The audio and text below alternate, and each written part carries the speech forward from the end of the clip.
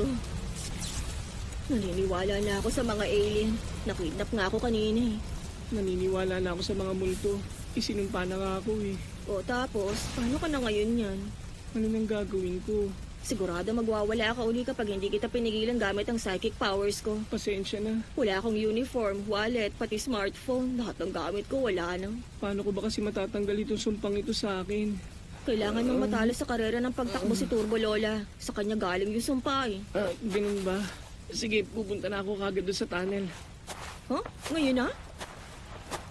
Miss Ayase, isuot mo yung damit ko para makauwi ka na. Sandali lang! Magwawala ka na naman kapag wala ako! Nangyari lang naman to kasi Huh? ako ang may kasalanan ng lahat eh. Hindi na kita idadamay pa rito, Miss Ayase. Pipigilan ko na lang hanggang sa makarating ako sa tunnel. Pagkatapos, bahala na. Bakit ba kasi ayaw mong samahan na lang kita? May iwan ba kita pagkatapos ng pinagdaanan natin? Kung wala ako kanina, edi sana patay ka na dapat ngayon. Okay lang bang tulungan mo ang katulad ko lang? Tigilan mo na nga ako tungkol dyan.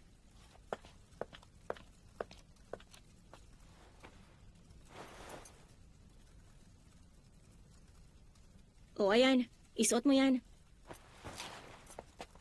Tayo na. Pasensya ka na. Talagang mahihain kasi ako eh. Huh? Miss Ayase, ikaw na lang ang magsuot nito. Sa bihis mo, hindi ako makakasalita na maayos.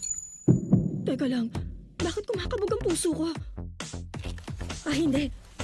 Nagulat lang ako kasi nagkataon na sinabi niya yung isa sa mga libro ni Kenta Kakura. Kailangan kong kumalma.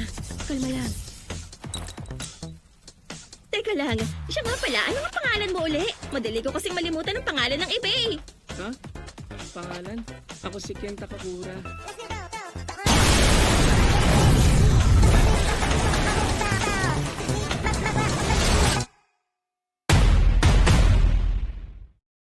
Totoo pala na may mga alien! Totoo ding may mga multo ah! Ngayon na patunayan na may mga alien at multo nga talaga. Ibig sabihin, posibleng totoo din ang mga kababalaghan, misteryoso at lahat ng mga Oo hindi na, pa may tama paliwanag na! niya. Sabay-sabay! Susunod! Teka, alien yan, di ba? Alien, di ba? Hoy, sumabay ka nga!